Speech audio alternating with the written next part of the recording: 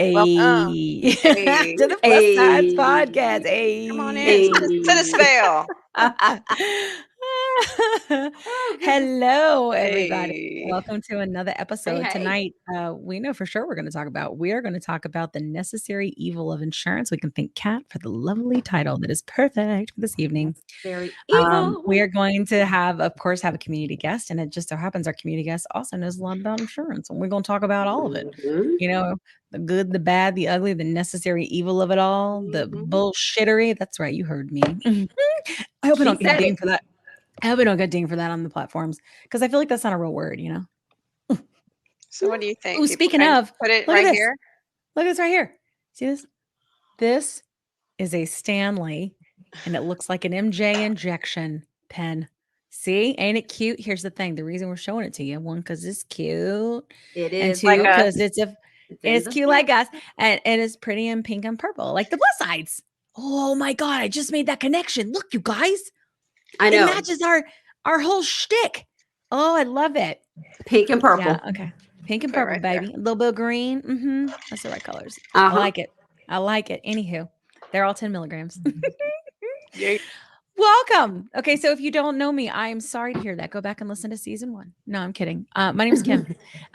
This is the Well Size Podcast, and we talk about, it's basically at this point evolved into a health and wellness podcast where we focus a lot on obesity, related diseases such as type 2 diabetes and other disorders like PCOS, insulin resistance, all the things.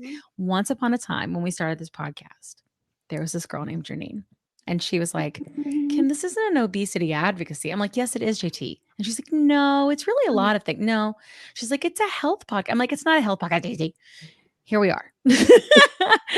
27 something episodes in. I don't know, 28, you know, having freaking celebrities and stuff, talking about all this stuff. It is a health and wellness podcast. welcome. The health and wellness. She and lifestyle can see further ahead than I can. Like, I'll come to her with like the vision, and she's like, "Listen, I know what you're saying, but it is what it is." And I'm like, "Yeah, she's usually right. Fair. Got to have a Virgo, Scorpio. Every Scorpio's got to have a Virgo. You know, of course, and a Libra apparently, and a Libra. The world needs us. The we world do. needs us. But if you are new, this podcast started from a TikTok community and has grown a lot. So that's good. That's exciting. That's what we want. We are trying to get loud and change things. Guys. Yeah, thanks for that. Keep it going. It's like every hour at this point. It's great. Thanks, guys. We are trying to help people. We're trying to educate. We are trying to remove the stigma around treating obesity medically. Obesity is I would say almost side effect, if you will, of a lot of other issues like insulin resistance, like PCOS, like type 2 diabetes, and that's the thing, is it's all connected. And that is why it's Health and Wellness Podcast. You're right, JT. You're right. It's not just health and wellness. It's a lifestyle. Health and Wellness Lifestyle Podcast. Oh That's my it. goodness. I think my nose run. Made me giggle. Too much giggles. Anyway, hey, so that's why I'm here. I took this medication. I've been taking it for over a year now. I've lost 80 pounds. Update, friends. Yeah, buddy. And it's completely changed my life for all of the plus sides. It's not just weight loss. It turns out this medication actually treats biological dysfunctions, and then weight loss follows. And we are going to keep singing that tune. And when you hear us on repeat, it's by design. Okay? It's by design. There's a reason. That's how you get people to sing along, guys. On repeat, baby. Okay?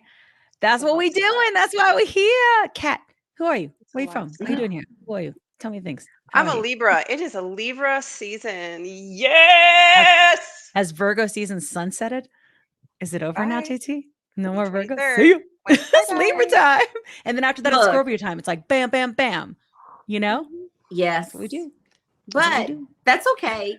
The AT-alien says it's Libra season. Oh, that's right. AT-alien, our mascot. Okay. The AT-alien said that it's Libra season. It's Libra season. That's right. Officially. All right. Best season, what you doing, because not just Libra season, it's because it's fall. It's not hot, equator hot anymore. No. So I have a sweatshirt on. It's like 3 sizes. That's a little bit extreme. Don't care. That's a bit It's the extreme. best. You see, it's a little extreme. It's That's still in the 80s. It's cold in it's here. the Manjaro thing. And I'm just gonna say Yeah, it's the Manjaro. Manjaro. Oh yeah, the It Manjaro. is the Oh yeah. Mount Jaro. Oh, yeah. Manjaro. It is the Manjaro. Hey, you Mount see this here Jaro. thing? In case I didn't tell you, if you buy one, you get $10 off. Podcast Okay. 10. Podcast 10 Podcast is 10. the code. It is in So our, where is it these days? it's in It's in my our link link tree. trees. It's in Yeah. I need to put it's in on each the of our podcast link page. trees. Oh, there's a video about it. It's on the post. There is a post Mhm. about it, and it has a link. Yes. Go to the I'll link, do it buy again. yourself a Stanley. Ta-da, And here's the thing, ta-da. they also make Stanley dupes Yep. looking like these. And Why that I not? would highly consider if you like are on a budget. I'm just saying. Like we Why can't all not? buy Stanleys. Yeah. Most of my stuff ain't Stanleys. Mhm. You know what I'm saying? But these encourage hydration, and you know They that do. we need to stay hydrated. It looks so Mhm. cute. They do. They This do. is what we call product placement. Kim said it looks That's what we weird do. over here on my. It does on because this. it looks bigger Well, a than your little head bit. with the A way the little camera's bit. angled. It It's like, kind where of. is Kat? I have a don't big know. She's head. I behind don't the know about Manjaro. it. I bet you have got a big head. If you There we put go. it in the background, but then it'll be hard for you to reach for it to drink. Here you go. I feel like we ACL. need to ask people who are watching and commenting, do you think we all need green screens or do you like seeing our houses? And you see that over there? You see that blanket that's covering up all my TikTok shop stuff? This is real life, you know? That's Or do you Jeez. want a green screen with like a cute thing like Dave does on his channel? I don't know. Vote. This is your chance. Yeah, we can do that. Green screen. I don't think you're Good. tired of seeing Prince, people. I just don't think so. Never. But Kat, what if you had a green screen that had prints on it? Do you know what I'm saying? Everywhere. Ooh. All over. Yeah, we would put a little plus bikes. size thing and then prints. Oh, and you know what? And I'm Right? thinking of yeah, I 150%. I am going to. I think I'm going to start my new journey of vlogging, whatever. The life on the Yeah. stall, because I've been at 66 pounds for 5 years. Okay, I haven't, No. but He but has my been. life on the stall. It's pretty Oh, I cool. love that. My life I on the think you stall. should. There are many In the people that are like bathroom that. I had a stall. 3-month stall, remember? My life on You the moved a stall. little. Kat, you moved recently when you went It to moved a 15. little bit. It's gone. Yeah. It's like 66. I just want to. That's what they call a But you set know weight. what? I Set don't weight. give a And shiitake why don't mushroom. you? Is it because of the plus sides of the Because medicine? Don't tell me right. about It could it. be the plus side of the It medicine. could be the It plus could be side. set weight. It could be the wine. I'm not giving it Oh up. well. I only have it Yeah. once a week. Yes. Oh wow. And That's big. Yeah. however, I've been starting to take measurements, and none of my Uh-huh. jeans fit anymore. My 16s don't fit anymore. I'm officially in 14s, and I have not lost Eh, not one eh, eh. explicative pound in But you're like 2 losing months. You're actually in Right. a inches. 13, 14, and My I know because I sent you some Judy Blues. my life on the stall.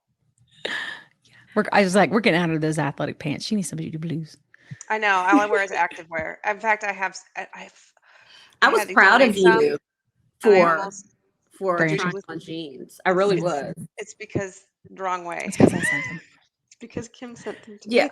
I did. Look, I that sent way. them. They're basically jeggings. I was like, this is the only way Because I'm going I to get her out don't of it. do They look jeans. good though, Kat. They're Yeah, they comfortable, do. right? They do Yeah, they look do. good. I don't Yeah. like the button to butt over my fupa. It just That's feels okay. uncomfortable. I have a butt gut. Yeah, I'm used to it now. But it was weird for me at first too.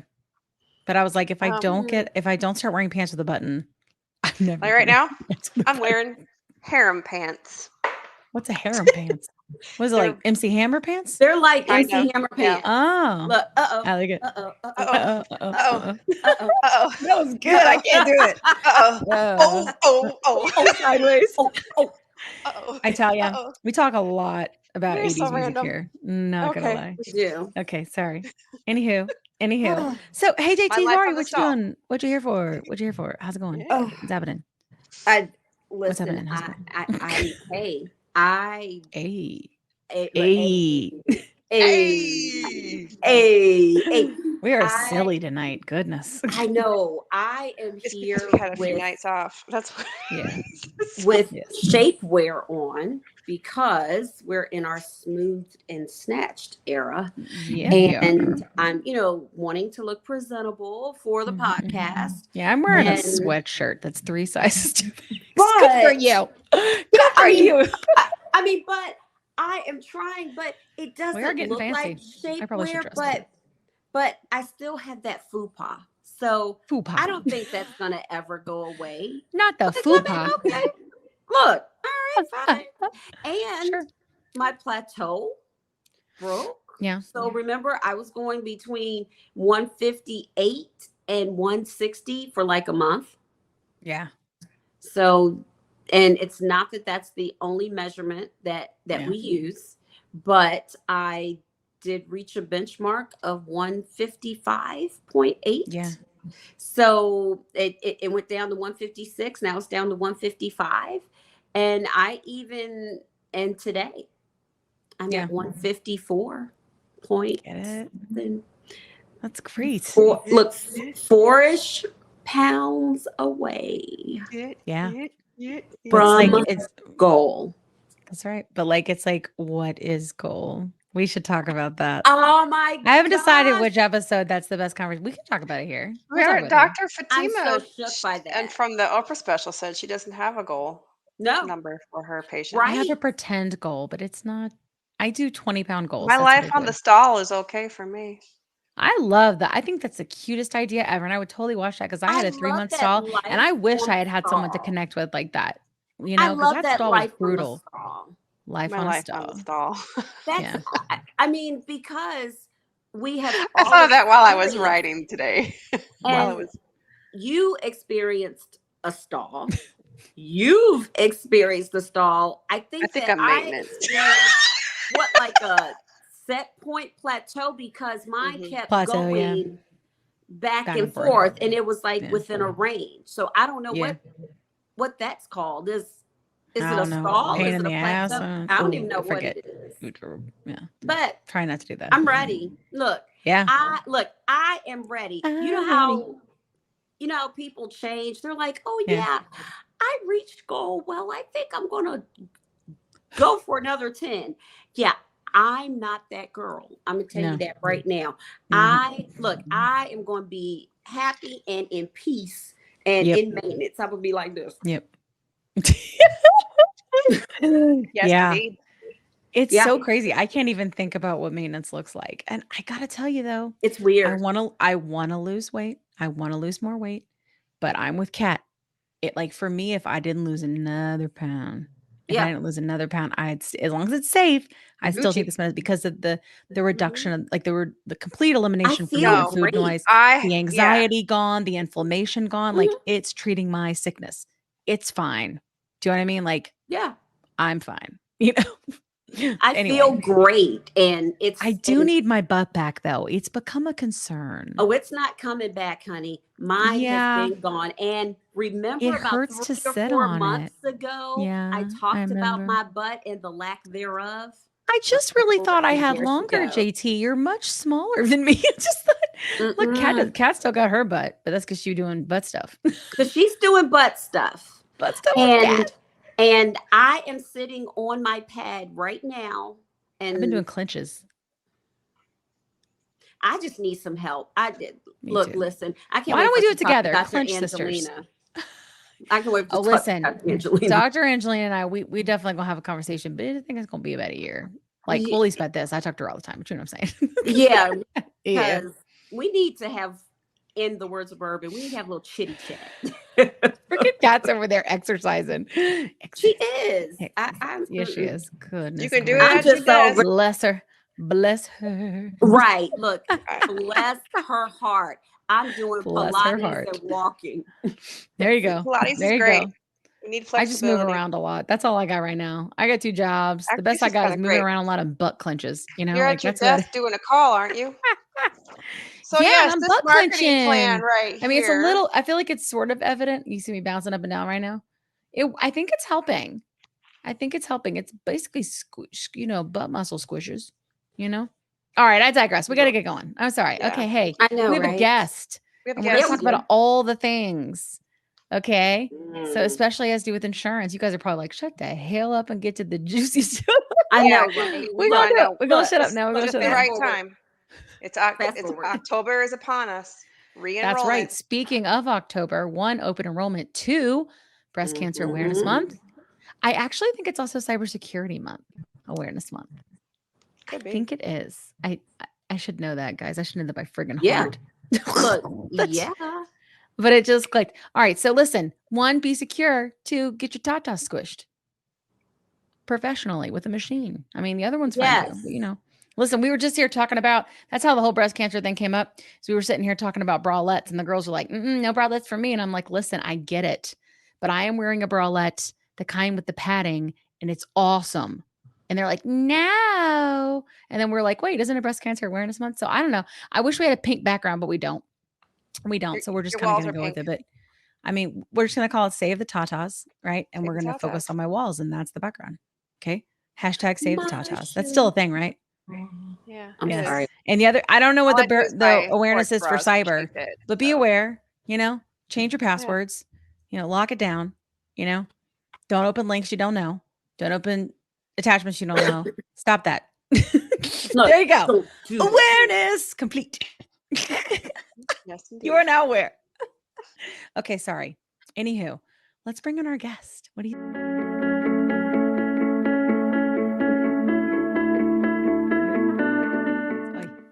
Hi, There Miri. she How are is. you? Hi, Hi, How are Mary. you? I'm good. How are you? We're so glad to have you on the Welcome to our show. Thank you. madness. Glad to be here. Yes. Yes. So, something that's really important, and we always talk about it, is that it was really important to me and to many people that chose to be a part of this, including the girls, that everybody had the opportunity to take the space to tell their story unfiltered and uncut. And I would like you to do that now because there's somebody out there that's going to hear your story and they're going to send me a message and say, that sounds like me. And they're going to go to their doctor. So, whatever you think they need to hear. I'm on my period, so I may cry tonight. I'm sorry. Oh gosh. Well, Range of emotion. Yes. Yes, Kat. That's what I'm saying. It's not good. It's a bad one this month. it We're happens. sorry, Listen, Mary. our listenership is ahead. primarily women. It's fine. Everybody gets it. Get it. Anyway, Mary, hey, sorry Hi. to take the space. The It's men get No it too. problem. They live with women. The ones that So live with women. I'm willing to bet my story is kind of similar to a lot of people's out, that they were the heavy kid and grew up, listening to certain keywords. And, in my case, I was a chubby child and it just continued to get worse. And, my mother was very skinny. So she was frustrated and she would make certain comments that I still remember to this day. Things like, if I wish I could buy you nice clothes, if only you would lose some weight, things like I that. know. Listen, and I think our mothers didn't understand the impact that would have on us later. I really think so. It's the 80s, the 90s, things were Mhm. different. So you say things like that to people and then, of course that affects you later on in life. And so I was the fat kid in school and all through high school. I was on the morning announcements and I remember dressing up for Halloween as Buffy, who I was like so into Buffy the Vampire Slayer. And I had Sure, like yeah. a blonde wig because I'm not actually blonde. I'm Me a either. redhead. Blonde. And the two guys that I was on the announcements with, one of them was like, "Did you eat Buffy?" Stuff like that, which I will tell you that guy actually reached out to me a couple years ago and apologized for that. So that was What interesting. a turd. Aw. Sorry. Oh. I'd have been like, But I at don't least he forgive you. apologized. He did. He really did. And I was like shocked. I hadn't heard from him like, 15 years. Yeah. And, Wow. Yeah. I felt really bad about it. Yeah. yeah, but I was until probably my very early 20s, and I started to exercise and change things up. But the problem with that is that I did the extreme. It was all about the Yes. extreme because I didn't know what food noise was. Like I didn't even Yeah. I didn't understand what it was that was going on. I just always knew that I Sure. was the fat one and I didn't want to be. So I Mhm. started really restricting calories and like exercising like till craziness, and it's just not sustainable. So I did it. I started doing CrossFit after a while, like probably in my early to mid 30s. I was competing in CrossFit competitions, but I wasn't eating enough to support the muscle growth. Mhm. So eventually it came to a point where, the perfect storm happened and here comes the weight coming back on. And Yeah. now I'm in pain all the time and I can't exercise anymore. Ooh. Yeah. You go from I probably lost around 100 pounds from when I was in my Wow. early 20s till I started, the cycle of disordered eating, which I think all of it is disordered eating when you're, overweight and it's, you're binging on things senselessly, even though you're not hungry, to the restriction, all of it. It's just a bad relationship with food. Yeah. So a couple of years ago, my husband and I moved from Florida to Maryland, just outside of DC. And I started working in DC. And so I stopped moving as much because I was constantly up on my feet previously. And the weight came and like the aches and the pains and all of the things that come with it. And I woke up one morning and, it's not just one morning, but you realize, oh, wow, I put all my weight back on. So it was tough, and nothing that I tried worked, like nothing. Cause now here, when I first lost all that weight, I was 20 and now I'm 42. So it's not the same. So I did my research and, I work in human resources and with a specialty in benefits. And I decided that GLP-1 medication was something that I wanted to consider because I knew there was something not right. I just didn't know what it was. I happen to have an excellent primary care provider. He listens to what I say, and he will change things up with me and we'll explore whatever options. That is the most important thing. I see a lot of people say, like, oh, my doctor won't prescribe this, that, and the other. And my response to that is get a new doctor because he's not listening to you. Absolutely. Yeah. He or she. So we tried, and I did change jobs in between when I first decided I wanted to explore GLP-1s and where I am now. So that's a big key. The insurance that I had at the time denied the Ozempic. Of course, I didn't have type 2 diabetes. So we tried, there were some alternatives. So we tried to get me approved for Victoza, and that was denied. We tried all of them. They were all denied. However, they did say, okay, try step therapy. So he prescribed metformin for me. And that is what eventually to where I am now, but I only took it for like a week. Everybody Do what you does, gotta right? do. Yeah. You do what you gotta do. We get it. Maybe 2 or 3 weeks. Did it make you really tired too? Like it made me so sleepy. I don't remember if it so did. tired, exhausted, tired. I feel like it just didn't do anything for me, honestly. That too.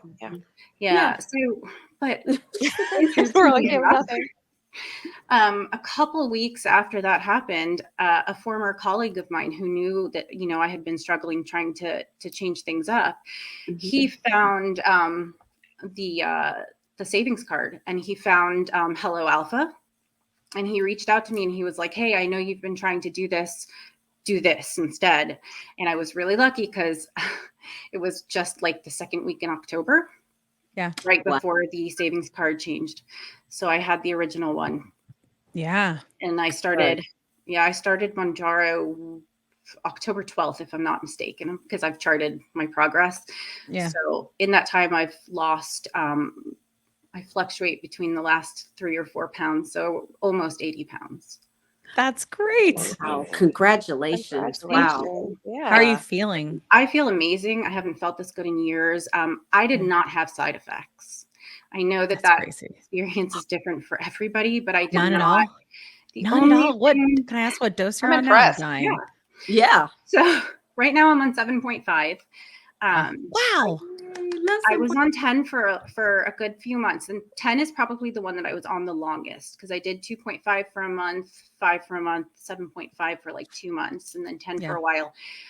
Then my doctor moved me up to 12.5, and I did not like it. That was the only time that I didn't sleep. And I can't say for sure it was that, but I'm pretty sure it was that. I did not. Yeah. So I went back down to 10.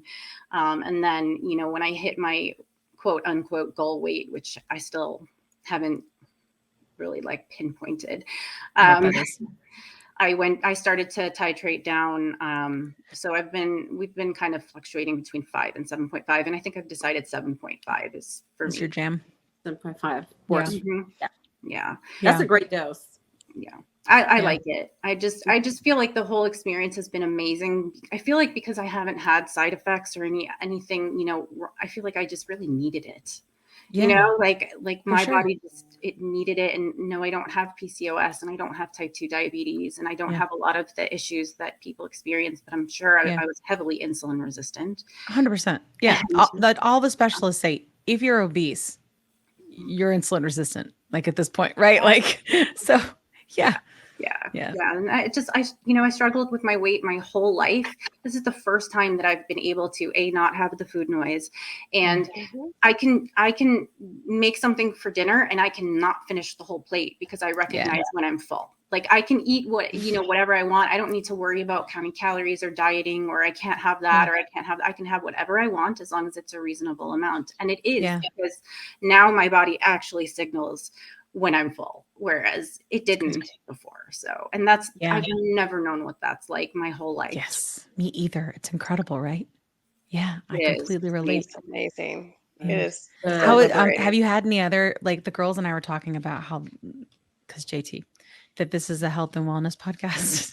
It's a lifestyle. And y'all know I give credit.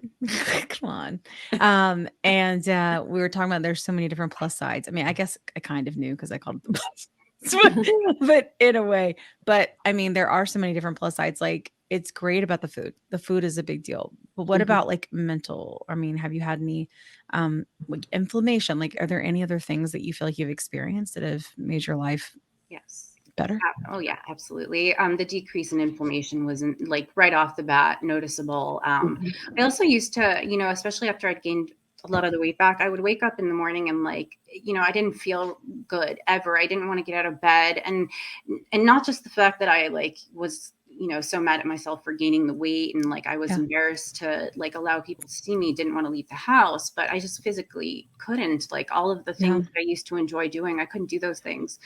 Within probably a few weeks of taking the Manjaro, like I totally felt different. I felt just like I had, the energy dips were insane when I put the weight back on. I had no energy. I was exhausted all the time, so I couldn't even make myself exercise anymore. But Manjaro had just immediately like changed a lot of that. I wouldn't say I'm back to full energy, and that probably has more to do with aging than it does with anything else. But Yeah, I do know. everything's better. I'm like a year older than you. I totally know what you mean. It's a shift. We get it. It's a Yeah, we tough get it. pill to swallow, but Yes. it's true. Yeah. Yeah. That's true. Well, that's Definitely. awesome. Like, thanks for sharing that with us. And like, sometimes we've had this happen before, but our community guest is also our specialist for the evening. We like to pair community stories with, really, I just say like logic and data and facts, because we're trying to steer the ship away from what I think we started with, which and it's probably I still get comments of, unfortunately, the perception has been, and I think it's shifting, is that people who are taking this medication shouldn't be taking it because it's only for type 2s, and not understanding the things like insulin resistance, or like our friend JT understands here, that it's all connected, and it's very much, when you come at everything with emotion, it's easy to dismiss, right? But if we can add the emotion and the testimonials with logic, then that can change things. So we would like to kind of talk with you a little bit about what you do. So can you tell us, like you mentioned human resources, a little bit more about that? Absolutely. Yeah. So, interestingly enough, I used to work in hospitality, but I didn't love it. And when COVID hit, I changed things up and I went back to school and I got my degree in human resources. And so for the past 3.5 or so years, I've been working in human resources with a specialty in benefits. I actually, until last year, worked at a PEO, which is a professional employment organization, and it's basically an outsourcing of HR.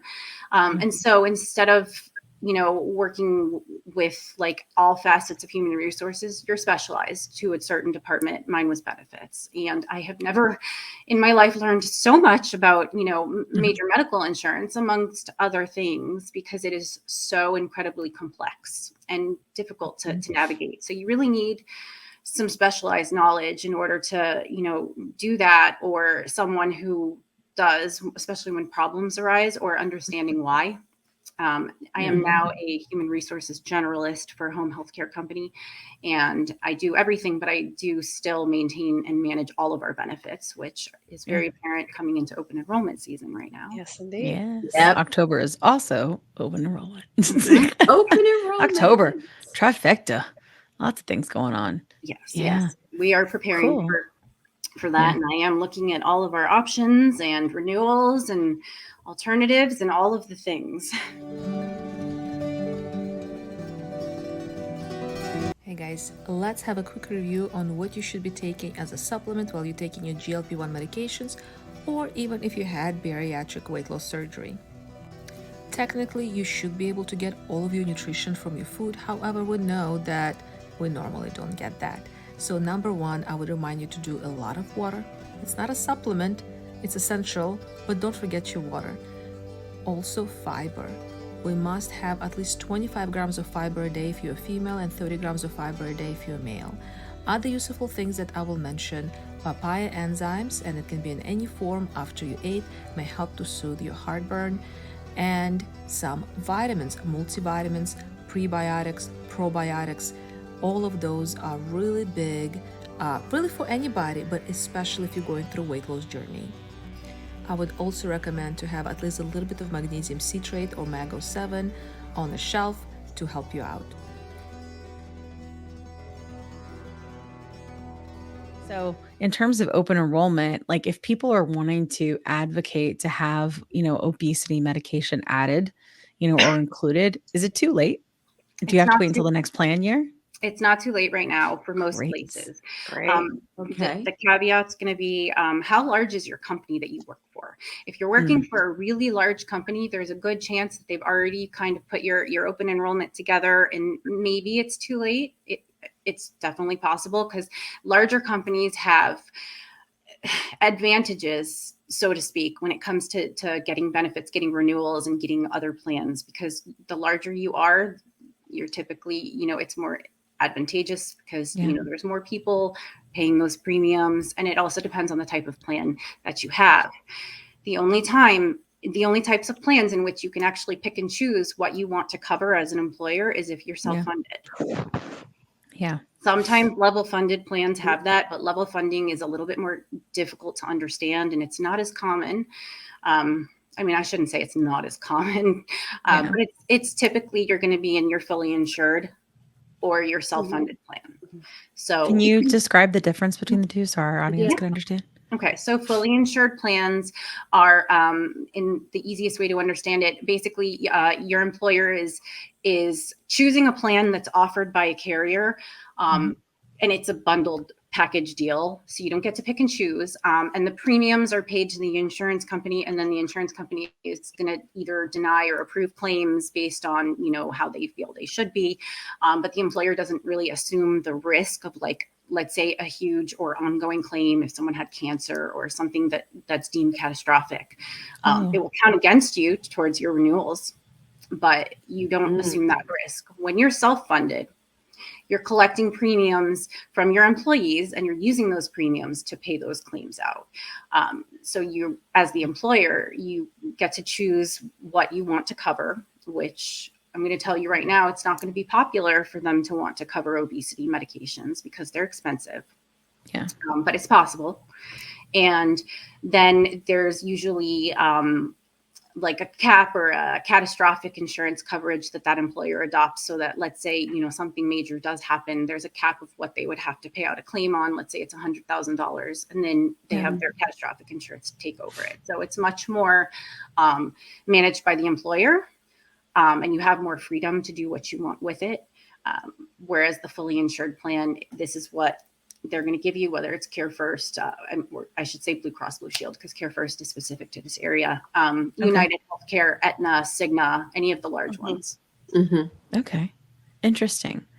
Okay. So, so is it sort of like, like Kat and I are both, like, we come from tech stuff, but like, is it sort of like buying like an out of the box type of plan? Like it's kind of like just predetermined for you, and that's what they're doing? It's very much like that when it's fully insured.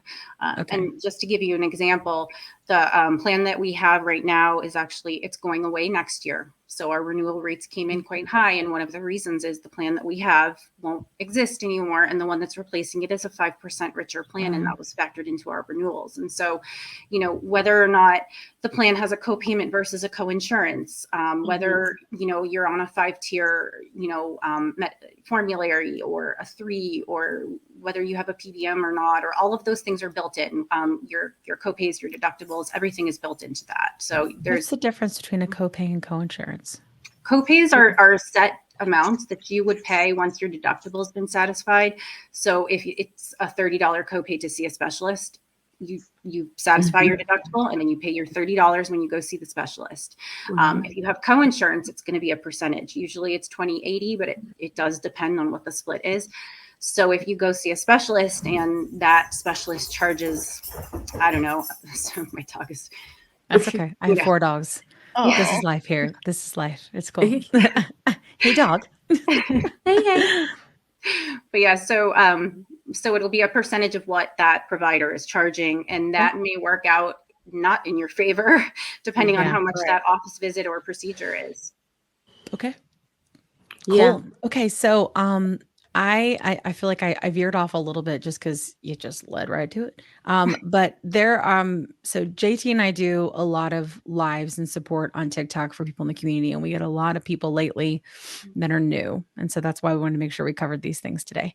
And we find that a lot of times one of the first things they say, and I swear it happens like 10 times a live. So if we do a live for like an hour, we're like, there's 10 of these questions. My insurance will not cover this. How do I get it covered? My insurance doesn't cover anything weight loss. How do I get these medications covered?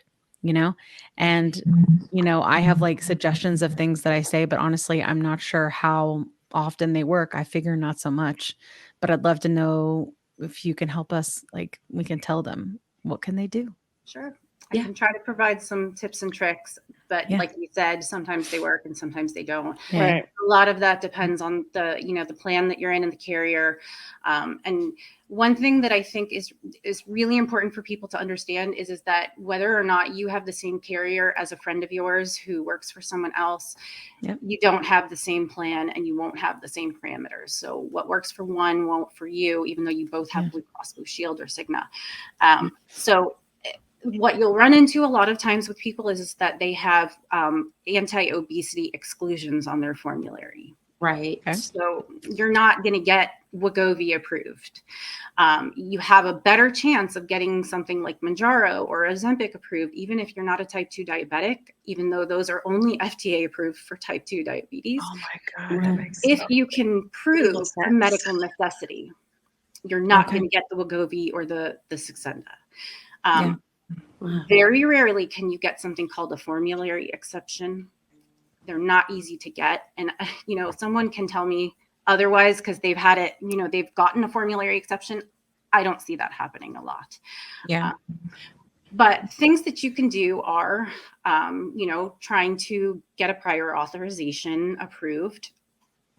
You do really want to make sure that your provider is someone that you trust and listens to you and will work with you on that. Because if all they're doing is filling out a piece of paper that asks for a diagnosis code, correct. Yeah. So, then you think about an appeal.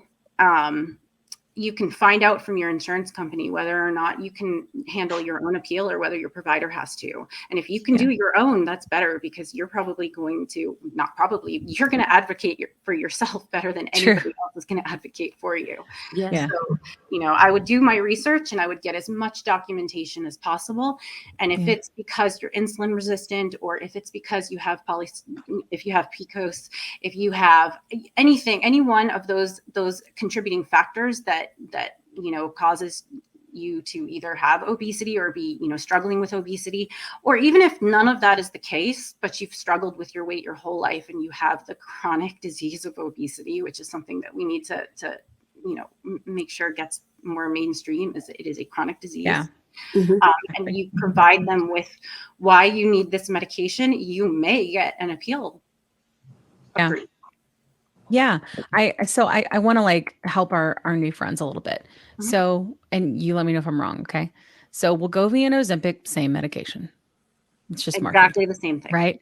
So if we know that there are peer-reviewed articles and studies that show that Ozempic treat a lot of different medical conditions, there is a possible opportunity, regardless of a weight loss exclusion on your plan, that if you're going to take it for those medical reasons, that your doctor can do a prior authorization and go by that diagnosis, and not that they're using it to do anything with weight, because you know you're sick.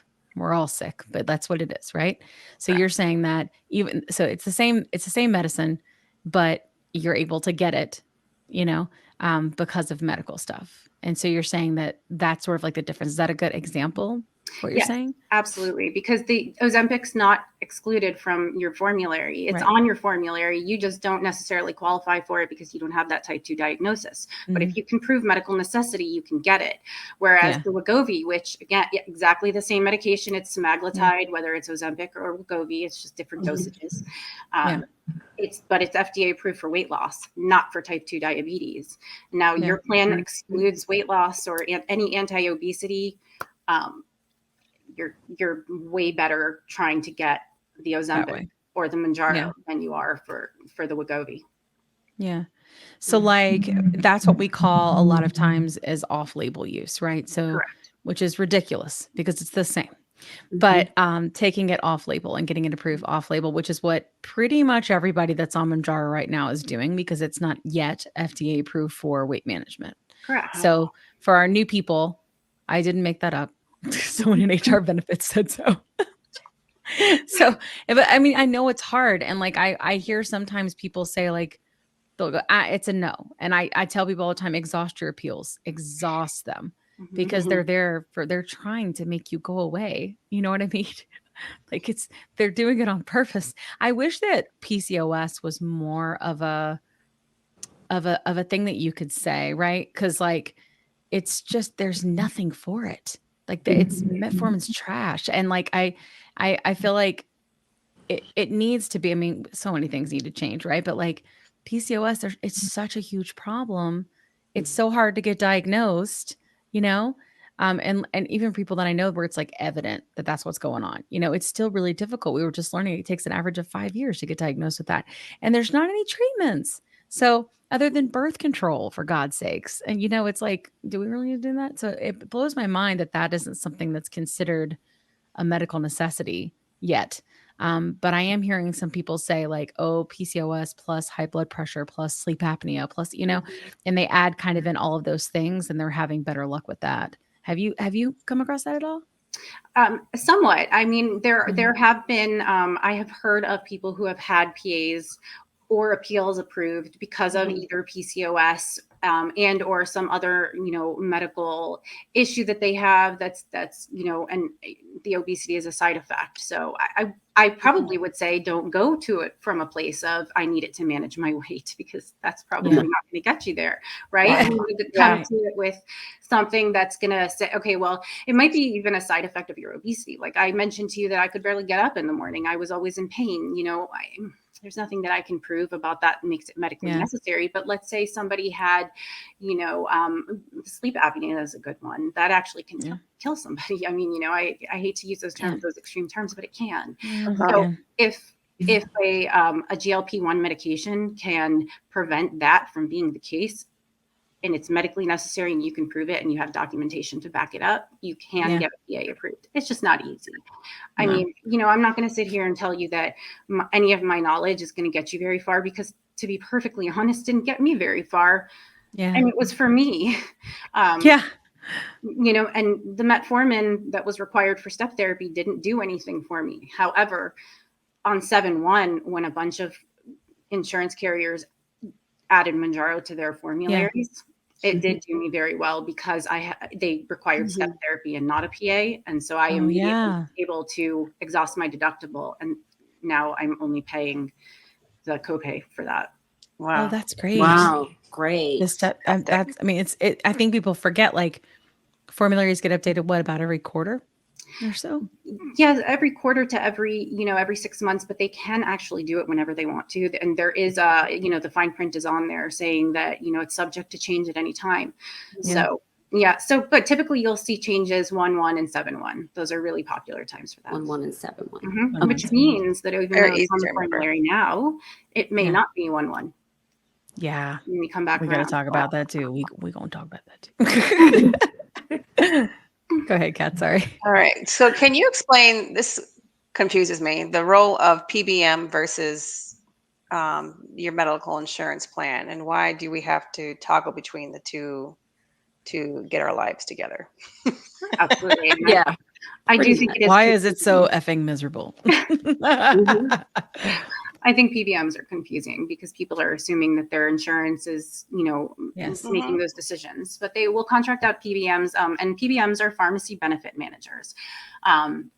For example, like Caremark, CVS Caremark. And they basically, what they're doing is negotiating on the insurance carrier's behalf, or on on all of our behalfs, to provide you with lower cost prescriptions. Now, I know we're all going to make a face right now because I am, particularly considering how affordable this medication is. And it's not. But in this case, those PBMs are probably not working for our advantage, but it's for a lot of the more mainstream drugs, like, your blood pressure medication, stuff like that. And they negotiate with, the companies that provide these medications and try to provide us with lower cost medicines, and they manage claims and, the appeal, all of those things that we're talking about when it comes to prescriptions. That's what they're doing. Yeah. So the insurance companies contract with the various ones to handle that for them.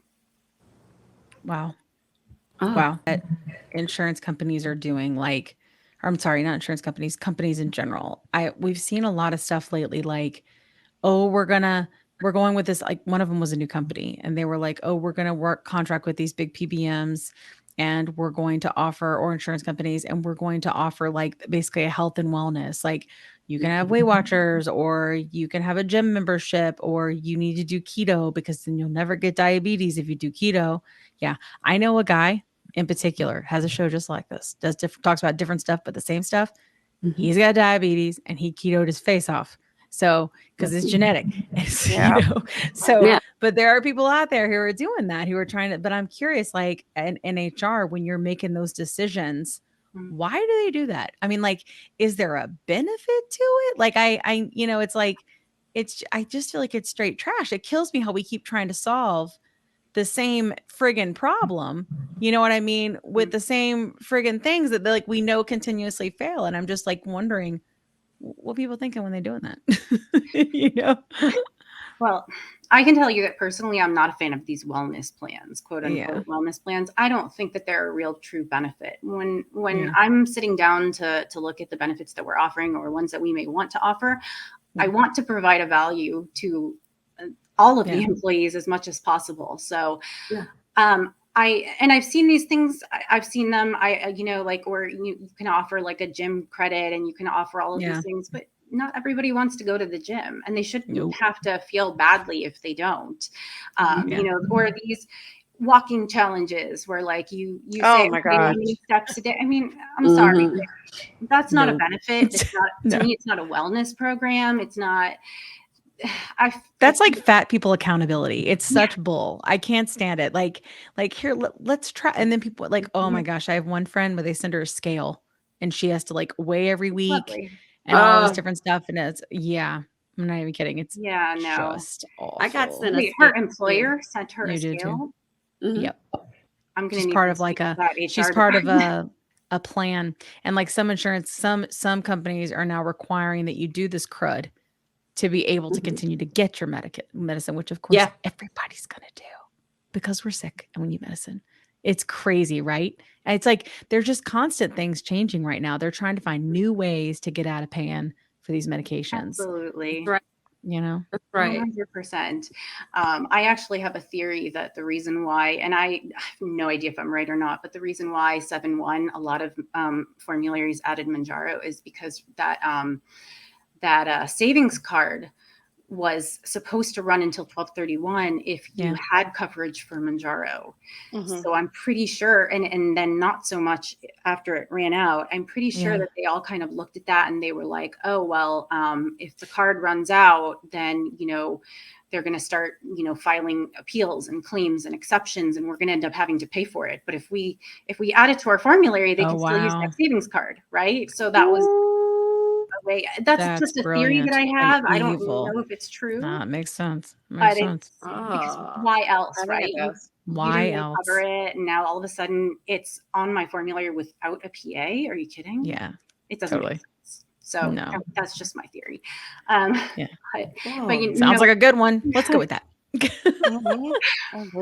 Yeah, no, the wellness plans, I mean, especially the ones that your insurance company provides, which mine does. And let me tell you, I wanted to give my employees more information. And so I followed the path. I went down the rabbit hole and I scheduled the wellness call with the life coach and did all the things. And I cannot tell you how uncomfortably awkward and just this guy was like, pick a thing that you want to improve upon your life and let's discuss it. Well, listen, if I could make myself do that thing, why would I, it was just super uncomfortable. Why would I need you? Yeah, exactly. I also find it so patronizing. Go ahead, Kat. It's so patronizing. Like, because I've worked out all of my life, like you, Miri. Like, I've done all the things. I've played sports. I've done all the weightlifting. In fact, I'm always, albeit the weight, my numbers were always stellar. I always found it so freaking patronizing. I'd sit in front of a doctor and they say, well, have you tried Weight Watchers? I want to punch you in the throat right now. Like, do you think I'm this, like, I don't know what, I don't know to eat an apple is better than having a French fry. Like, it's so freaking patronizing. I just find it just, I keep saying the word patronizing because you're talking to me like I don't know, like I don't, like it's this is new information for me. I never knew. I never knew that apples were so great for me. Right? It's always the worst, right? And it's because earth-shattering. Naturally thin people do read between the lines, right? Anyway, they just don't get it. They just don't understand either what it's like to constantly have a voice in your head telling you to go back to the refrigerator. You're full, you don't need anything, but you literally have a voice telling you to go do it. You don't they'll never or you have the hunger cues. Like, there'd be times when I would have a full meal and then like, why am I hungry 30 minutes later? Why do I feel like I could have a whole sandwich? Yeah, your body just isn't regulating properly. So now we finally have something that does that, but no one can afford it. Triggered. Yeah. I get it. But yeah, these wellness programs, they're meant to placate people and or put them in a position, as you mentioned, where they have to perform for someone so that they'll get whatever it is. And so in my opinion, they're not benefits. Yeah. That's not a benefit. Agreed. No. No. It isn't really benefiting. Scale is being sent to somebody. Yeah. That's just like another way to fat shame. I'm sorry. It's like straight trash. Sorry. That's my new thing. Straight trash. Everything I don't like. Straight trash. Oh, it's trash. Look, trash. I literally am looking at a box with a scale that was sent to me because of a wellness program at my employer. And and you work for a major company, we all know, is Delta. Come on. Yeah. So it's no. So it was the scale. It was a monitor because I do have type 2 diabetes, which okay, great, but and it was like, well, we'll send you this free scale, and I haven't used it yet because I have my own scale. So I will use that. But when it's going to help you, it's going to change your life, Jardine. Right. Oh, I forgot about that. Yeah. And because that scale just has all the things, it even tells you the weather too. It even tells you the weather. So I'll think about it. But when you were talking about the insurance, the co-insurance, the approvals, the denials, I know I had to go through a prior authorization process, even as a person with type 2 diabetes for Mounjaro. We were switching from like one plan, one company to another, but it was still like the sister company to the main company. And they kind of lost my PA, and it was just lost in the shuffle. They found it. I literally heard the representative on the phone from the PBM, like clacking and typing, trying to find it. Finally found it because I called to follow up, and they had me on hold, and my prior authorization was approved within like 3 to 4 minutes. It was that fast. She came back and said, "Oh, okay, well, you're approved." And in 30 seconds, my prescription was sent to the pharmacy. But with that, can you explain a prior authorization and how the process works on the side of, that we can't see, like from the insurance company side, because sometimes it takes longer. For me, it took 3 to 5 minutes, but I waited at the beginning of the year almost a week and a half, 2 weeks because of the holidays, and other times it's immediate.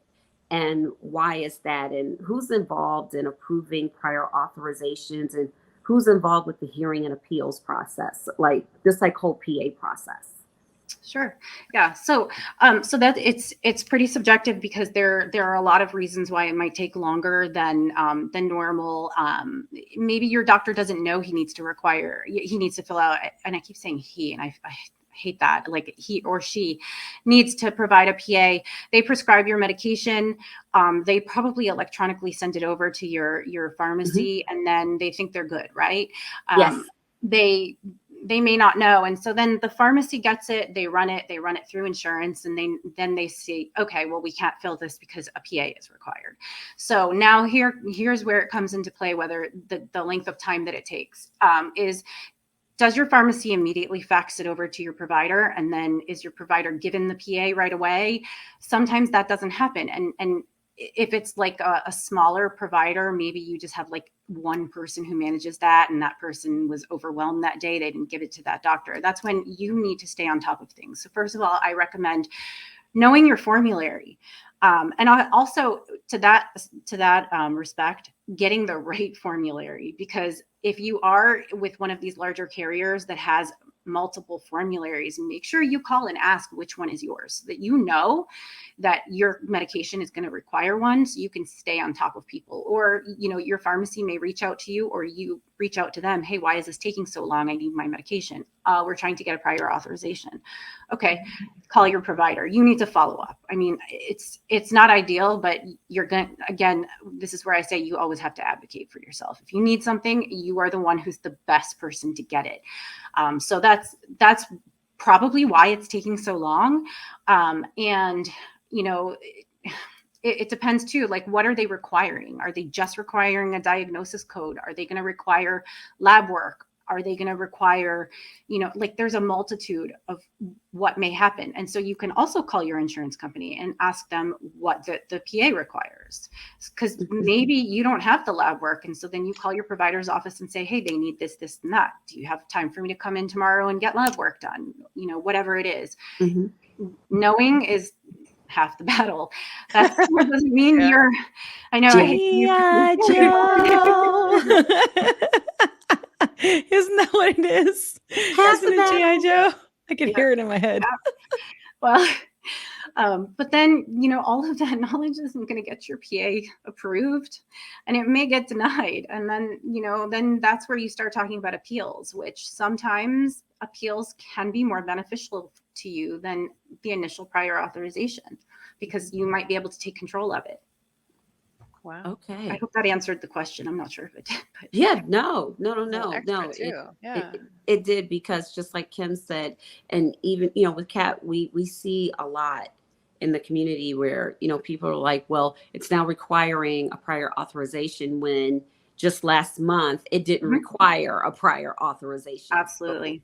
So, we're seeing where this new requirement is being, it is now required, like in the middle of the stream. Like, you already, the medication is already on your formulary, no PA was required. Now all of a sudden a prior authorization is required. Yes, So it's and like, they can change it at any time. wow. Okay. Well, I mean, that makes if sense. Like, I yeah, definitely think but that way too. Like, it's bull. yeah, Sorry, you too. But like it no. really is because like I have to what I learned with that JT and because like you're always the one that's like, hey, listen, like you always let me know. Like, Mhm. listen, there's some changes seen in the news. Like I'm hearing the community, like you always know when that kind of stuff is changing. And what it had kind of helped me do, because like you're always letting me know, it's like it made me realize that we literally, no matter what, if our insurance covers us or not, it is a blessing and we only have today, you Yeah. know? That's And it. that mentality is a massive shift for me because I've always been obsessively worrying about those things in the future. And the medication itself really helps me not do that anymore. But I don't worry about it because I Yeah. know that it does no good because it Hmm. could change tomorrow. Mhm. All I have is today. You know what I mean? Right. That's why like I think that mentality too of like, oh, what if I gain the weight back? What if I do? Been there, Yeah. done that. You know what I'm saying? Like then I do, but at least I had this time. And I think that's I don't know if other people are quite getting there yet. The medicine has helped me get there. I could never do this before the medicine. My brain could not make these connections. Yeah. But it sucks. It's gonna change. It changes constantly. And tomorrow I could end up where I'm gonna have to go pay $500 or whatever it is to be able to get my medicine, which is insane. You know? Yeah. Yeah. And the fact that they can change it at any time, but they don't even have to like forewarn you. They don't even have to Yeah. tell you. So people Drop it are like it's hot. going, Yep. yeah, to the pharmacy to refill, to pick up their Mhm. refill. And it's like, oh yeah, you now Yeah. You can't even require your, prepare. yeah, Yeah. your plan now requires prior authorization. So once you, I mean, these past few months have just been like ebbs and flows with the whole insurance process, especially in the GLP-1 community. But Yeah. can, once the prior authorization, let's just say you've exhausted, all of your appeals with for to get an approved prior authorization, and you're now to the point where your doctor agrees to advocate for you for a peer-to-peer review. Can you explain how does a peer-to-peer review work, and why do you want to get to this step? Sure. So this is where instead of a piece of paper that's being faxed over to the insurance company for prior authorization, you actually have two doctors talking to each other on the phone now. So the your provider is going to speak with whoever reviews claims on the other end for the insurance company, whether it's the medical director, it could be a nurse, it could be a physician's assistant, whoever's in charge of that, and they're going to verbally appeal to them that I've prescribed this. This is why this patient needs this and that. It's literally what you would expect when you hear peer to peer. It's Mhm. two medical professionals discussing why this medication is necessary, and then they make their determination based off of that, as opposed to a medical professional glancing at your PA or claim and in 5 seconds deciding, nope, don't need it, pass. Mm. So yeah, there's a human element to that, and so it is sometimes more beneficial. Okay. Yeah. Wow. Never knew that. Wow. No, Yeah. I've heard that a lot. That a lot of times, like if you even get to that, Mhm. from some of our doctors, that if you even get to that stage with peer to peer, the chances of approval are higher because you usually aren't talking with like an obesity specialist. You usually aren't. You're talking with like a ENT or something like that. And Right. so that's what they were telling us is if they can get there, that the chances are higher. So, um, I mean, it makes sense, right? Like, and we also have heard so many Mhm. things like there's no way they have all these people sitting around like that are experts waiting to do these appeals. Like they're Joe Schmoes. Like the doctors they do peer to peer with, they're probably not specialists. Like the people that are approving or denying your claims, they're just following a checklist. These are not experts. Do Mhm. you know what I mean? Like that's one thing I've been learning is that how could they? And that's like when I tell people like, oh, they're going back and they Mhm. did. Like they had big projects where they would go back. It was many months ago, kind of by the time the savings card where people were getting it off label. And there was a lot of Mhm. audits going on because we knew some people that worked Mhm. for PBMs.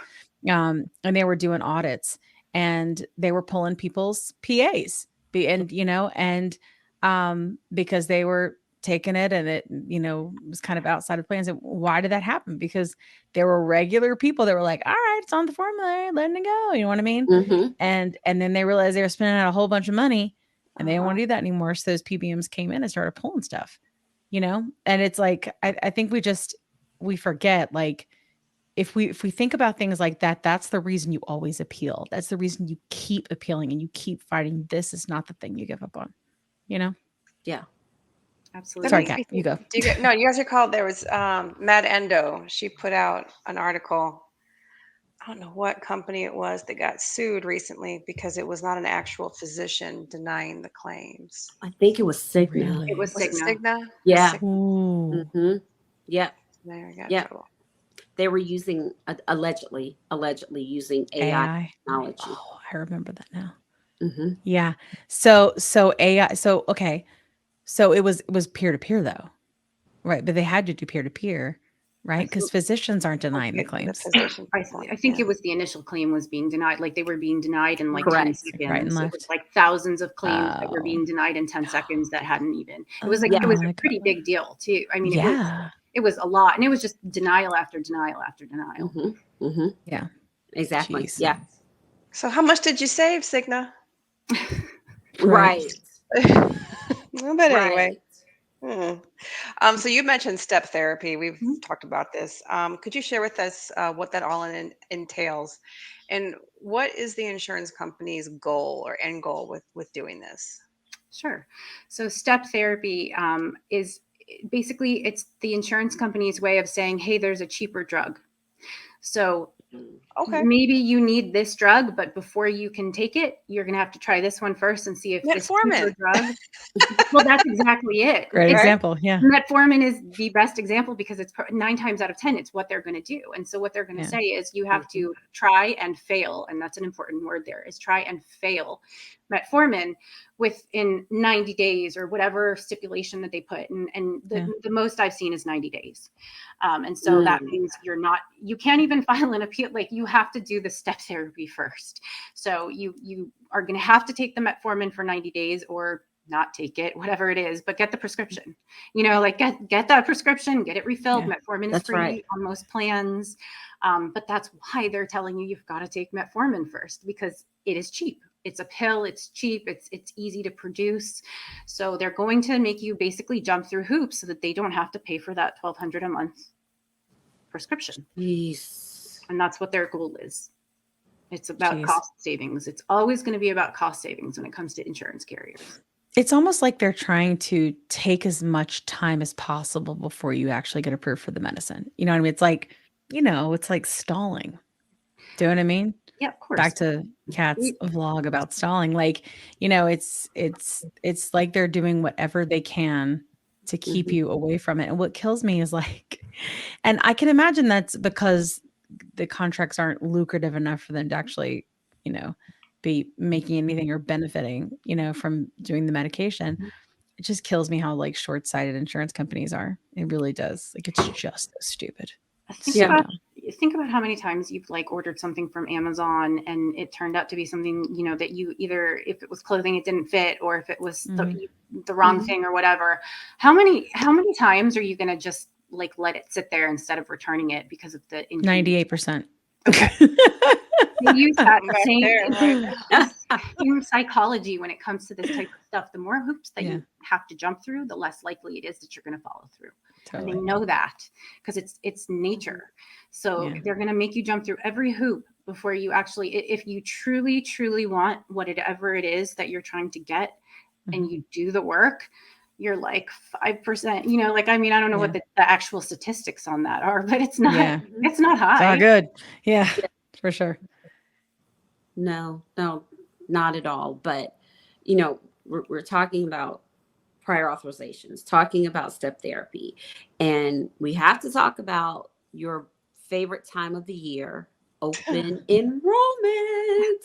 Sure. It is your favorite time. It's October. We know it is. So for most companies, for a lot of companies, open enrollment starts October 1st. I know some companies start in the spring. And but since we're so close to October, what questions and actions must we, as the consumer, take to ensure that there's continued coverage, or steps that we need to take to gain coverage for GLP-1 medications? Sure. So I think I mentioned this earlier, but it does heavily depend on what type of plan your employer has. There's not a lot that you can do if it's a fully insured plan, and a smaller employer is probably going to have a fully insured plan. My company has a fully insured plan, so I don't get to pick and choose what's going to be on our formulary. Sometimes you can negotiate within that when it comes to renewals, especially if you go to market and you go through underwriting with other companies and you get back amazing rates and they're competitive with what you already have, then you have a little wiggle room. It's probably not going to happen, because especially if they're going off of claims experience, meaning what happened the previous year and there were high claims, which you don't get full access to, neither does your broker. It puts you at a disadvantage for negotiating power.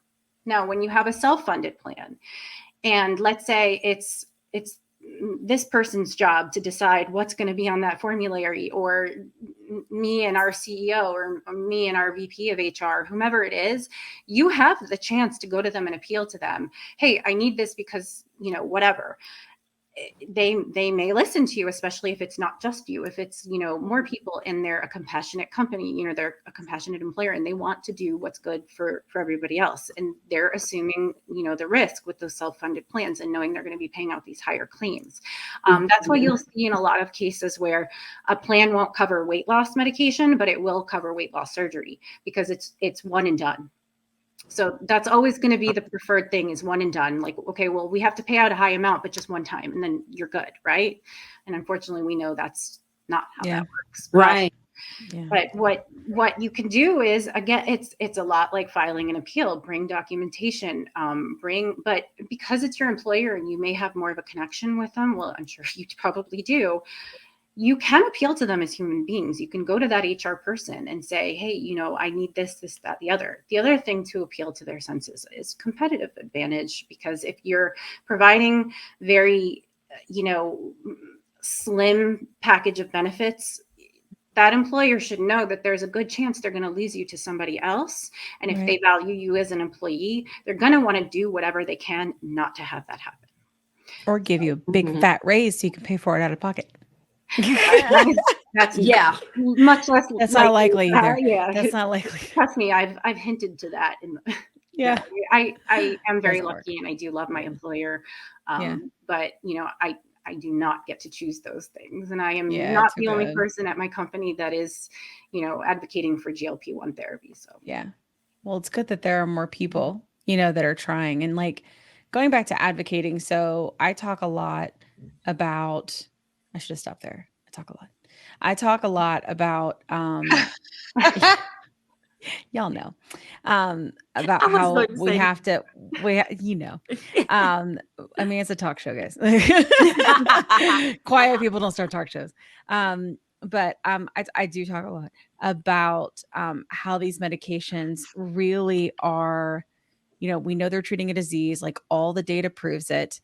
And I can't help but wonder, is specifically around going and advocating with your employer, like learning to advocate for your health and for, I don't like the word in what you're entitled to, but I do think if there's medicine that's been approved to treat your disease, that an employer who is covering you for insurance should be doing what they can. And I think that there's an opportunity here that obesity, is just like type 2, should have a disease that is a medically recognized disease, right? And it has medical treatments that have been approved by the FDA, like even if it is Wegovy, right? Even if it is Saxenda, you should be able to have an inclusive plan under diversity, equity, and inclusion, because you should be able to have that. I feel like that is way more of a right, or something that they should do when those things exist, and I wonder, like, I don't think that'll be received very well.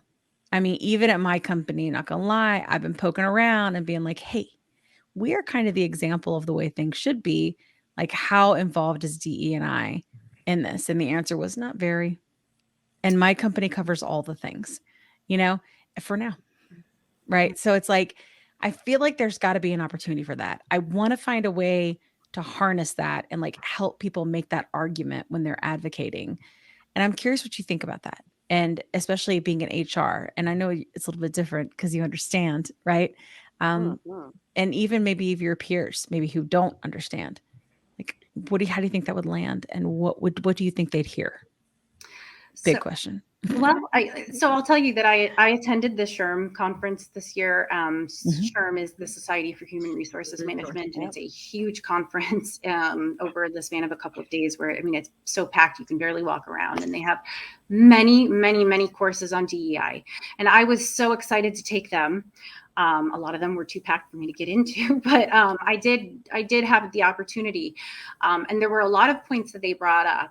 None of the courses I took touched benefits, but you bring up a really good point. And here's what I'll say about it is that it should be a factor, and it's probably not the norm, but it should be a factor. And the reason why is because different demographics are more prone and susceptible to different diseases. So, there's groups that are more prone for type 2 diabetes.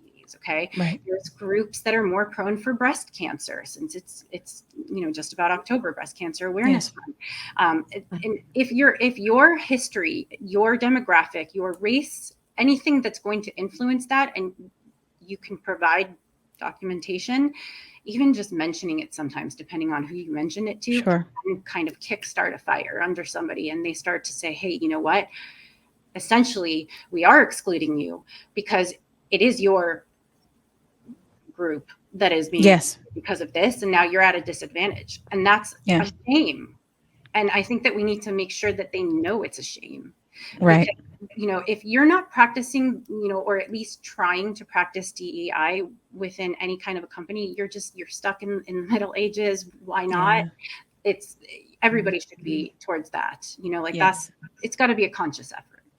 And I do think it needs to be, and this is what I'm sort of seeing as pushback, is that the issue of race is huge, and diversity, equity, inclusion, all of that with race, it's a big problem. And because it's such a big problem, it seems like they're not considering anything else. At least that's what I'm coming across a lot. When I try to reach out to DE&I people and say, would you like to come on our podcast and talk about this? And it's like, no, we're not doing that right now, and I think that's a shame, I really do. But at the same time, I'm not gonna lie, if it helps my friends, that especially those in the Black community that JT and I talk about a lot, it runs rampant. Obesity does, type 2, breast cancer, like those things you're mentioning, and I would love for them to be able to use this to get the medication and the treatment that they deserve, like leverage this initiative. Like they should put their money where their mouth is. If you're going to come up here and go, look at us, DE and I, prove it. Exactly. Well, you want to be on the right side of history. And that's something my parents always said, make sure you're on the right side of history. And we're seeing that this drug class, and I'm assuming especially in HR, has just taken, within like the past year, has just taken the United States by storm. For sure. And it has rocked every belief system that you may have. I mean, everything. And it's so funny because the company I work for last year covered Wegovy. They covered Wegovy. 2024, we don't. 2023, Wegovy's not on the formulary. However, did you see the same type of reaction when Ozempic came out? But now, since Ozempic's almost an OG because it's been out so long, the price has gone down. Do you think it'll be maybe more acceptance of GLP-1s the longer Mounjaro is out, the longer, different drugs are out? I do. I think that, here's the thing, though. I don't think it's going to be tomorrow or even a few months. I think it's going to take a few years. A lot of what the insurance companies are willing to cover comes from Medicare. It comes from, the top down. while Medicare still hasn't embraced it, the rest of the insurance companies are not going to. I do believe it's become a little bit easier now. Initially, I think Medicare had excluded any of these things, but there are initiatives for type 2 diabetes, like for insulin, to make it more affordable. Like they're not able to charge more than like $35 a month, where it was not affordable. And that insulin is a life-saving medication. Yeah. If you're diabetic, Totally. and that's another reason why I would get upset when I would hear about how I'm taking something away from diabetics, because that's a whole other can of worms. But I think it's going to take more time. I don't think that we're going to see major changes right away. I think it's going to be a few years, and that's very frustrating for those of us that have access to it right now but may lose it, or people who already have lost it. I read a book in middle school. It was called Flowers for Algernon. Did you guys read that one? Well, but I bet Kat's about to. She loves new books. Oh yeah, it's a really sad book. I'm not going to lie. Oh, but it's just about Kat, don't read that. a gentleman with deficits who has a surgery that he becomes overly intellectual, and it kind of puts him into other bad situations. But the point is that the switch or the change or the surgical procedure didn't last, and then he lost his ability to have the high functioning intellectual status. But the difference now is that he knew what it was like to have the knowledge, but no longer had it. So I kind of attribute it to that type of thing, where like we have this thing that has changed our lives and given us this relief and hope, and they're taking it away. And now we know what it's like not to have the food noise or whatever it is. But we don't have access to the medication. And I think we're going to see a lot more of that. And I hate saying that because it sounds a little hopeless. It's not hopeless. And it's going to become more mainstream and more accessible, but it's not going to happen right now. I do think that's why compound is here to stay for a while. Unfortunately, I think that even when the shortage ends, which I don't even know, like, what does it even look like anymore? Like, but even when it does, and they're coming at it, there's going to be a lot of people who are still able to get compound, and they're doing it from when we've learned, like, some pharmacies that are not actual pharmacies, and they're giving research grade, they're giving research grade medicine. And it's not that it's necessarily safe or it's not, like, that's who knows what's in that, but, at the same time, if it says research purposes, if it says not for human consumption, and then you take it, there is no legal recourse. That's something that we learned, especially from a compound pharmacist and from obesity experts, who were pro compound, that were telling us, like, but at the same time, compound itself is still very expensive. Like, most people can't afford $300, $400, $500, $600 a month any more than they could afford $1,200, $1,400. Like, it is insane, the price tag. And the truth is what we have learned too is that we are paying for the rest of the world. They have regulations in place in the rest of the world that will not allow for this kind of, frankly, price gouging, but here in the States, it's fine. You know what I mean? And it's just so wrong. And what bothers me more than anything, and I'll end it here because y'all know I can go off, but what bothers me more than anything is this is just stupid. There is nothing I cannot stand. I'm with JT, a thief and a liar, but also people are just dumb. And literally the way they have gone about this, insurance companies, of handling those who are pre-diabetic or pre-diabetic, right? Where they're just kicking the can down the road because it's going to be somebody else's problem in 3 years, right? That's how they've looked at things. They've all been doing it. And now we're on everybody's plan, right? So at this point, it's just stupid. They're literally this definition of insanity. You're not solving a problem. Get together and figure it the frig out. Because you two figure it out. Like, it's completely ridiculous that they have not evolved further than this to figure this out. They're going to need to do it.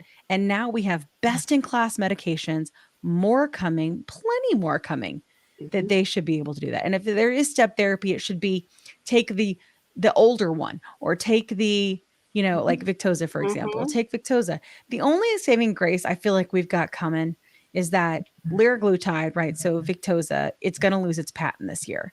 And so we're told from research that it's going to be like mid-year next year, there's going to be a generic. Now, I'm sure that a generic is still going to be expensive, right?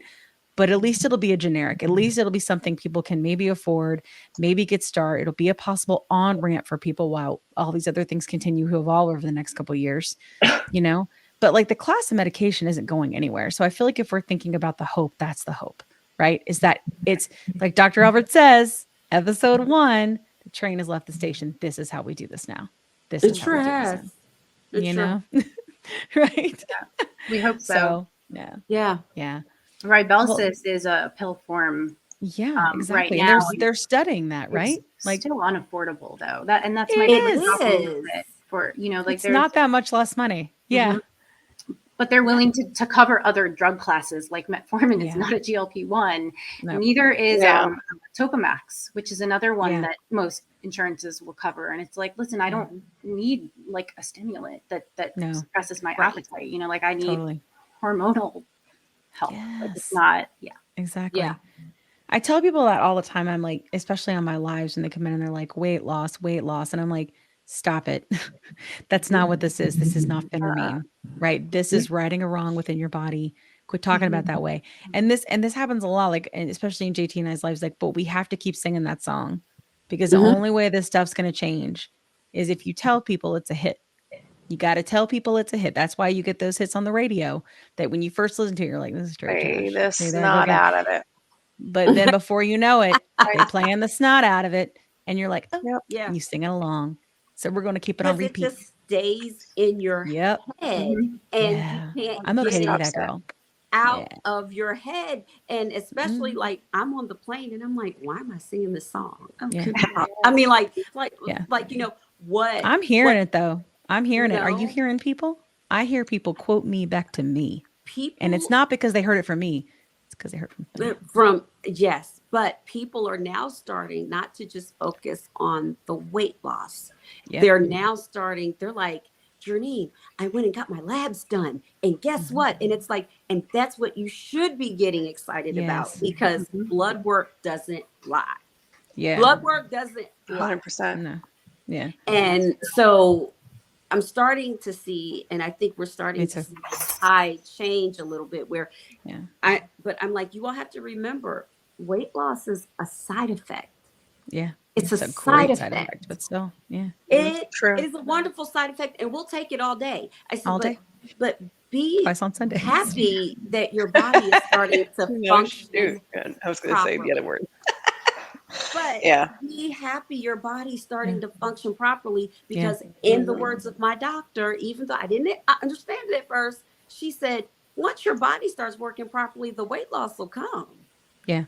She Exactly. said it from the beginning. And I'm like, Yeah. and I'm like, gosh darn it, if she I feel like our type 2 friends have to hear that too, because Right. like I think that a lot of they don't realize, especially you have to kind of get your A1C in the right place before that'll start working. And sometimes that takes time. And that's why our type 2 friends, I feel like many, many times struggle significantly with weight loss, even on these medicines to get down. And that's an excellent place to end it. JT, I was thinking we could all go around and talk about goal weight. And because I had heard that you watched this episode and of Oprah, that a special that Oprah had. And I'm curious because this will come out after that and after our special roundtable tomorrow live. But you've really been struggling there. Like Kat and I aren't really at goal anything. Kat's bouncing around. I've bounced around 800 million Life on the times. stall. People be like 2 months down, and people be like, "Have you lost any more?" I'm like, "Sure," but I just gained it back too. Mary's Like, and now I haven't done it. Like, Miri, Yeah, I mean, you know. You got it. I'm sitting up here fighting for my life for 40. Like, right. That's what I'm saying though. Like it's, we have these goal weights, which is very, very diet culture. And a lot of times that goal weight is based on BMI because that's where we think we should be, Correct. And, I had a friend call me recently from our community and said, I'm thinking of, she won't care, but I'm thinking of maybe that I'm not going to get there. Right. Like I'm thinking in order to get where I want to be, that I'm going to have to get bariatric surgery. And I'm like, well, what kind? And she's like, well, I don't know, maybe sleeve, maybe that one where you swallow a balloon. I don't know, it's like a breast implant or something. I don't know. I'm being silly, but seriously, because I did say to her, I was like, don't you dare, don't you? And I was like, well, what does that do for you? And it was a good conversation because I had to really think about it too. And I was like, does it make you eat less? Yeah. Are you eating less now? Yeah. Are you eating at your deficit? Yeah. Then what are you talking about? Like, and Right. then another friend of ours, Rachel, I talk about Rachel a lot. I go, Rachel, and I was like, I don't know. This is before I even talked to my friend, right? I don't know if I'm gonna get there. I don't know if I'm gonna get there. And she's like, I know it's hard to hear from me because she's lost like 150 pounds or something at this point. She's Exactly. like, but it's time and treatment. It's time and treatment, and we get so used to, especially when the weight loss is rapid, or we're like, holy crap, I'm down 3 pounds. And the next week you up 4. You know what I mean? Like, because you Right. have obesity, right? And it's always going to fight you. And that's the problem. That's why it's chronic, you know? And I think that it's just something to think about. What is a goal weight? Like, what is it for you, Mira? Because I know you are Yeah. Miri. I know you're, I was trying to remind myself to say it right. But I know you're at the point now where you're like, hey, I'm on 7.5. And like, is that my dose? Like, where are you? How do you decide what equals goal weight? Yeah. That's a great question. And I just realized and didn't even realize it before that I don't think I ever set one. I wanted to lose weight and I wanted to feel better. I wanted to feel better more than anything when I went Sure. on this. I wanted my energy back. So I don't think I ever set a goal weight. If you had to press me, I probably would have said like, oh, like 155, but I'm sitting here Yeah. fluctuating between 132 and 135 right now. And I can Yeah. tell you, I probably Whoa. haven't weighed that little since I was like an 8-year-old, Wow. and that Yeah. was like heavy for an 8-year-old. I can So relate. Yeah. yeah, I mean, I didn't even imagine. And so when I do have weight fluctuations, I don't care, like I don't Yeah. freak out. I do use a scale that actually gives you a color instead of a number, but I look at the Oh, numbers that's nice. anyway. Hmm. Yeah, it's kind of interesting because it actually measures trends instead of like, hey, well, today I weigh this and that and the other, and so that's why it Fancy. doesn't bother me. But I just, you know what? I think I don't need to lose any more weight at this point. Yeah. I think I need to start exercising again and tone up a little because Yeah. I did lose quickly. There's some loose things, Yeah. I'm sure. you We know. get it. It's funny. We all loosen Yeah. somewhere. Yeah. There's some loose. Yeah. Uh, Yeah. but I just think really it's how you feel. If you feel good at a certain weight, Mhm. who's to say Yeah. goal or not goal or whatever? You feel good. Right. That's really that should be your goal. Is Yeah. I feel great at this weight. I'm good. Yeah. That's how I feel. And I think Yeah. like the numbers, like just like JT was saying, like if your numbers are good and you're Mhm. good in your brain and in your soul and your Mhm. spirit, then maybe you're all good, But you know? that's where you are. And I, I, Yeah.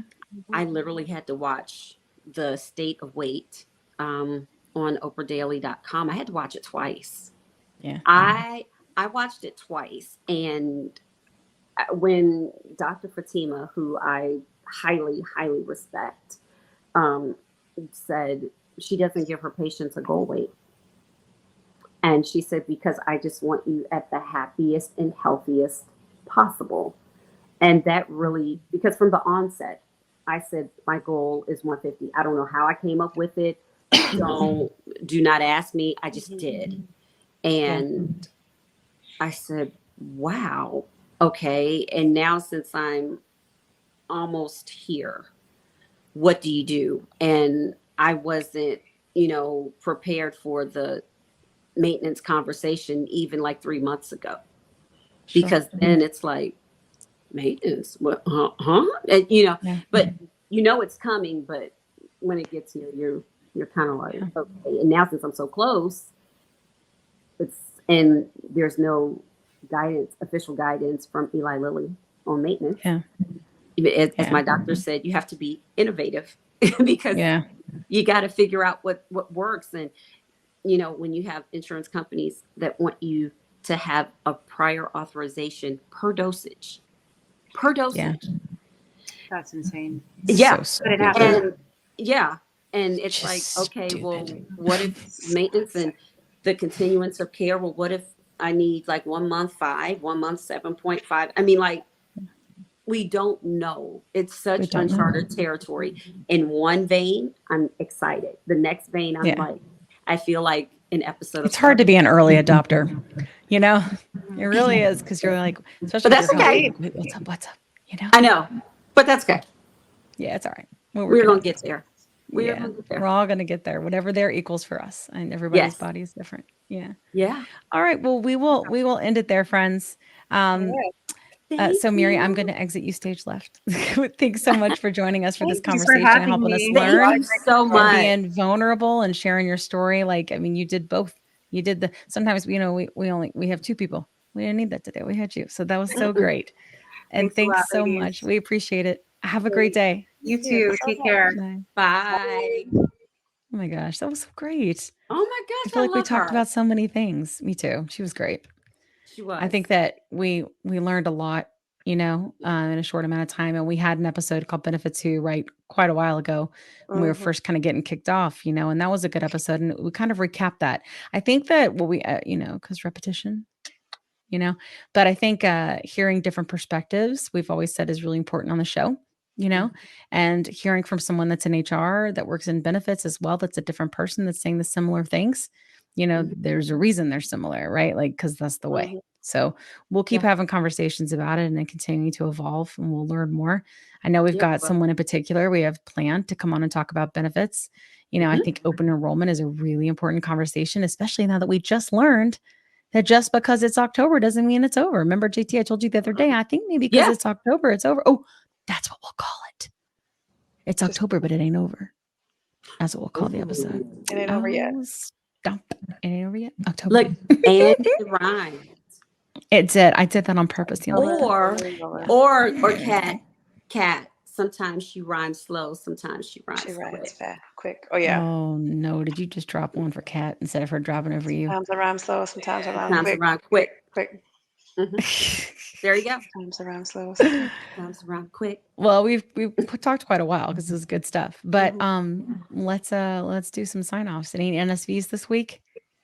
Any good quotes? I mean, I fit into some duty blues. You did. She did. Duty 14. blues. The duty blues. And That's I have right. decided to start measuring myself every week. I think that's an NSV because I'm tired of that GD scale. Have you tried that Me 360 app? I'm not sure how accurate it No. is. A lot of people like it. And when I watched Oprah talk Okay, about good. I was at my heaviest at 237, I'm like, Heffa, Oh my I ain't even God. there I yet. know. I know. I was just like 230. And you know what? 237 would be nice. She must be really short. I think she must be. I don't know. I've never met her in person. I think so. I think she is a smaller human. Yeah, because she's so thin right now. Like not in a bad way, in a very healthy, good, wonderful way. Like yeah. Yeah. Exactly. Yep. Yeah.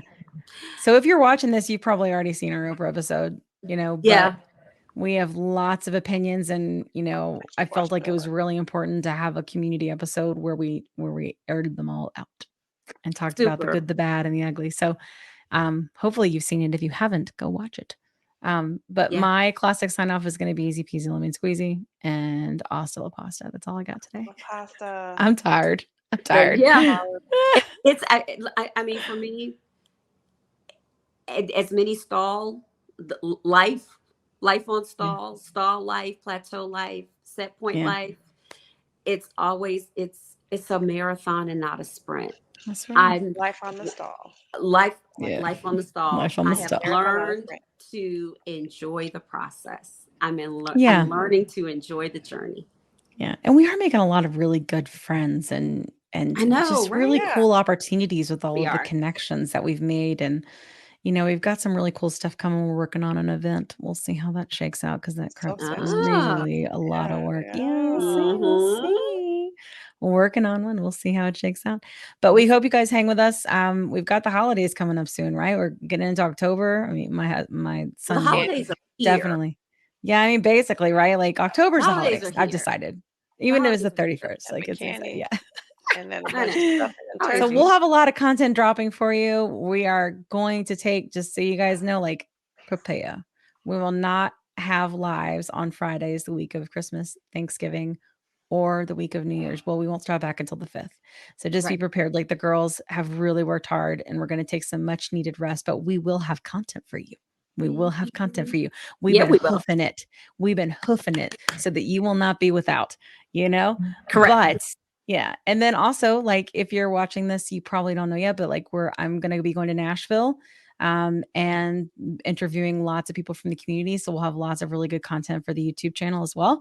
So make sure you check that out. And we've also started recently having content that is specifically for our subscribers, our paid subscribers, which is our superstar super fans, It is so that they can have additional content. It is exclusive.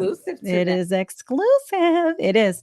And we don't usually do exclusive. We're very inclusive folks, but you know, we've got some super fans and we want to reward them with additional content. So we will have that. And if you want to be one, we'd love that. But if not, you can do this too. Whatever you want. We want you here. Whatever way you can be here. Thanks for showing up. Thanks for showing up. Thank you. Yeah. All right, everybody. Have a great night. We will see you next week. Woo-woo.